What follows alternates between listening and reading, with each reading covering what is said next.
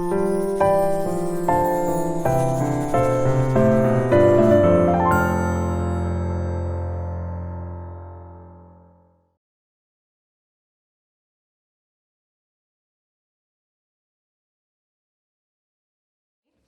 my pleasure to introduce our guest speaker, Natalia Nekrassova, an expert on oriental rugs and arguably one of the most knowledgeable people on Turkmen carpets in North America. Ms. Nekrassova holds a master's degree in history of art from Moscow State University in Russia. She has over 30 years of experience as a museum curator, serving as senior researcher, keeper of rugs and decorative art collections at the State Museum of Oriental Art in Moscow for more than 20 years, before joining the Textile Museum of Canada in her role as curator of collections and research. In addition, Ms. Nekrassova was a lecturer on Islamic art at the Islamic University in Moscow. She has traveled extensively throughout expeditions throughout Central Asia and the Caucasus, and has been on multiple research expeditions to Turkmenistan, where she had an opportunity to study Turkmen carpets. We're very fortunate to have Ms. Nekrassova join us today to celebrate Turkmen Carpet Day with us. So please help me welcome Ms. Nekrassova. Thank you very much. I am very pleased and honored to be here today. And it is a great opportunity for me to see this beautiful exhibition of photographs and paintings by Durdy Bayramov.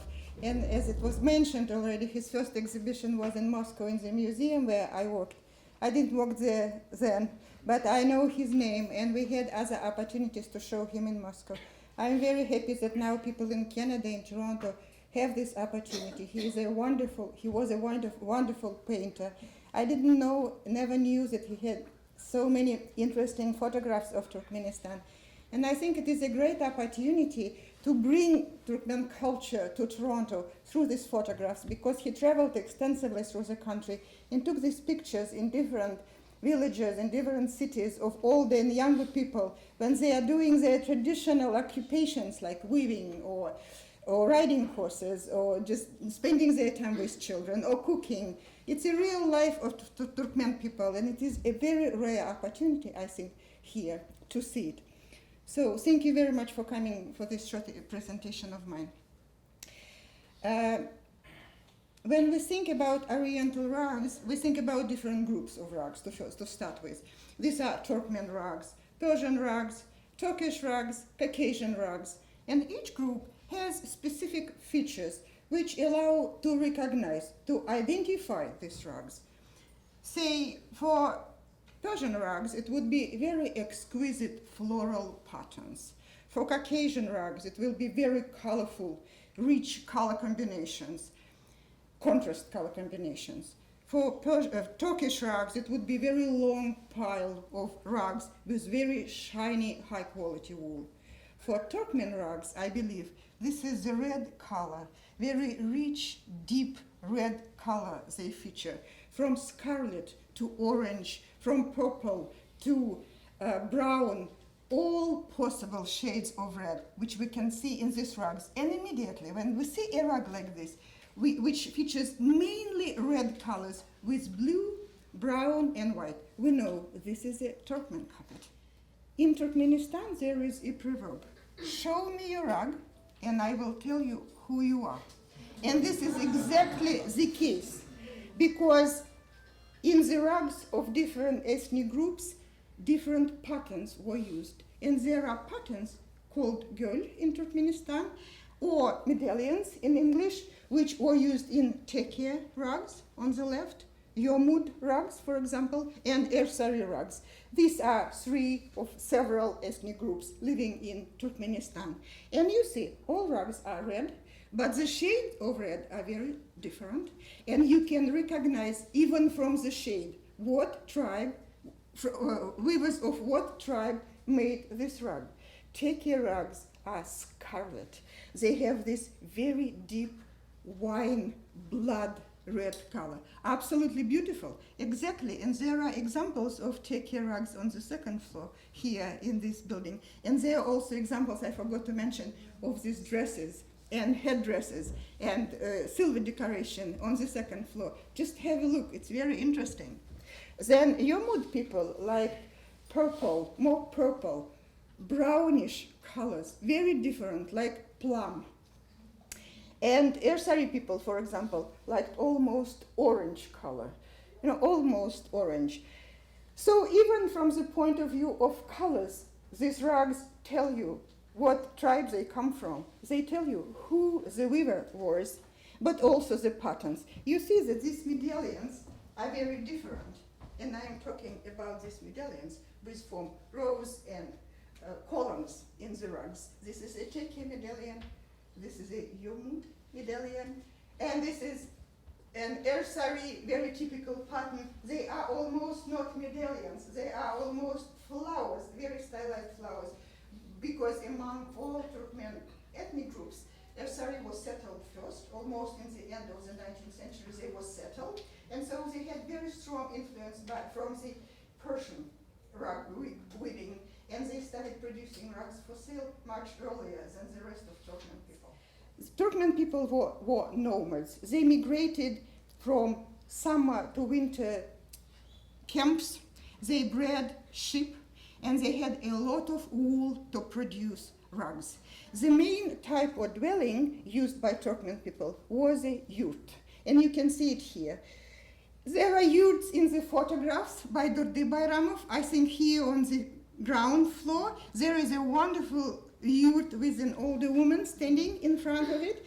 And so yurt was a construction of wooden trellis covered with felt. It was absolutely wonderful dwelling for nomadic people. It was easy to construct, easy to take apart, very easy to put on the backs of camels and horses to carry it to the next destination, to the next camp. They had enough of wool to produce felts to cover the wooden trellis. There was an entrance and a big opening at the cupola to let the light in and the smoke of the open fire in the center of the yurt out. And the yurts were decorated and furnished with rugs. And that is why the Turkmen people developed so many different types of rugs, different in shapes, in weaving techniques, in sizes, in everything, because they didn't have a lot of furniture. A chest for family treasures and a cradle would be the only wooden object in the yurt. The rest was rugs. Rugs were used as tables, as beds, chests, and chests of drawers, like everything. And it was very convenient, really, and very suitable for nomadic life. So different types of rugs were made to furnish the yurt and to decorate it. This is a rug which was hung on the very top of the entrance to the yurt, kapunuk. It has this shape which emphasizes that there is an entrance, and it actually creates this entrance. It has very long tassels. It is light because it was woven from pure wool, like all Turkmen rugs. If you compare them, for example, with Persian rugs, which are also very beautiful, but I personally believe that Turkmen rugs are the best in the world, and I'm not saying it because I'm presenting in this foundation. It's honestly my belief. Made from pure wool, an average person can carry a rug on the shoulder or two, because made from wool, they are light. If cotton is added to the foundation, the rugs become very heavy, like Persian rugs, for example. You cannot really deal with them a lot. But Turkmen rugs, and it is because of the nomadic life traditionally, when all rugs need to be gathered very fast, put on the backs of the camels, and carried to another place. As I said, Turkmen people didn't have a lot of furniture. As Jiren said, there was a special guest room in their house with just rugs on the floor, and it was exactly how it worked in the yurt. There were rugs on the floor, on top of felts. Sometimes rugs were so beautiful, so luxurious, and so much effort was put into weaving that the weavers themselves knew this is a special rug. It cannot be used every day, for special occasions. So the rug would be spread for guests or for special occasions, and then rolled and kept aside, and another rug of a lower quality, but still very beautiful and very, very good, would be put on the floor.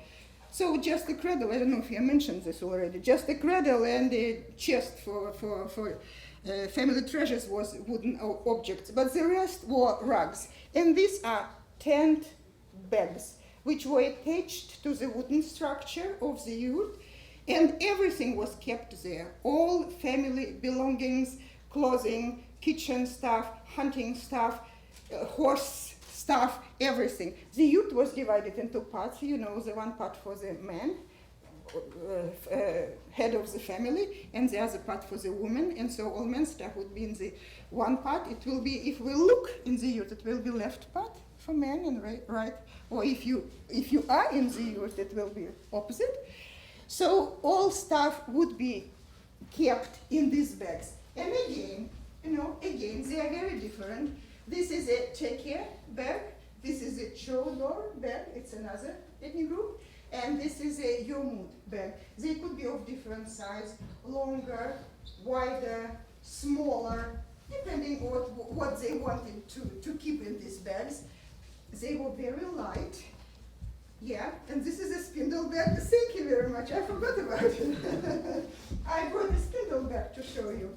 As I said, wool was so important for Turkmen culture because they created everything from wool, and so all types of rugs. This is a bigger bags for all household stuff, and this is a spindle bag. They used drop spindles, so which are approximately this long, you know, in diameter of the working part is this big. And so as bag, you know, the back of the bag is woven in plain weave, and the part which you would see is woven in pile weave, and it would be hung on the structure, wooden structure of the yurt, and spindles would be put there. Just one of the examples I wanted to share. So this is a chirpi, a traditional coat worn by mature, young, and older women on the head with false sleeves. It's made usually from green, blue, or red silk fabric and richly embroidered with hand embroidery. And the motifs of these coats, on these coats, are usually blooming tulips. And this is a traditional hat with also traditional patterns, geometric and abstract, which originate from floral motifs of blooming plants and flowers. It is interesting, as we all three told already, that though it's a very old type of clothing, it's still very popular today. And I wanted to show this photograph from one of Ashgabat celebration with a woman dressed in traditional dress, coat, traditional handkerchiefs. And there are handkerchiefs of this type in the shop upstairs. It's wonderful. They are woven very skillfully in technique with supplementary weft patterning. They are plain red, and the borders are woven in red and white silk with this patterning, and you can see it here on her shoulders, and you can see this handkerchief atop of her silver head decoration. And it is interesting that even stones used in silver ornaments are of this red color. It's carnelian, the favorite semi-precious stone in Turkmenistan, which is featured in all silver ornaments for men, for women, and even for horses. Because horses in Turkmenistan are valued so much that the special silver decoration were made for them to fix horse covers on the chest. And they had these carnelians. And I'm wearing the carnelian decorations just to show this very warm red color. Horses and camels were the only means of transportation for nomadic people. Men ride the horses, and that is why horses got more attention than any other animal. But camels were very important too, from all points of view. It's milk, it's meat, it's camel hair, and of course when migrating to summer or winter camp, all household stuff, including yurts themselves, were loaded on camels. So they were special, and this is a halteke. It's one of the oldest breed of horse known in the world. Very beautiful. It's famous for their speed, endurance, intelligence, and beauty, of course. It's the most beautiful horse, I think. So special rugs were woven to decorate horses and camels during special ceremonies and also to warm them in the cold weather. This is an exceptional example of felt horse cover by Yomud people. It is from the Museum of Fine Art in Ashgabat. It is a rare piece, made from felt. You know that felt was an essential material in nomadic cultures. It was very easy to make. You just need enough of wool. It was spread on the fabric or on a reed screen, dropped with hot water, rolled tightly, rolled a little bit to make it even tighter, and as soon as it is dry, it is ready. And Turkmen people needed a lot of felt to construct their dwellings, but also to put on the floor. They made everything from felt, including horse covers. This is felt, and this is applique in wool, cotton, and silk. A beautiful piece of clothing which would cover the entire horse and really make it warm and very beautiful. And this is a cover for special occasions. It just goes on the back on the horse, covers the whole body, and these two extensions are fixed on the chest with a nice silver decoration.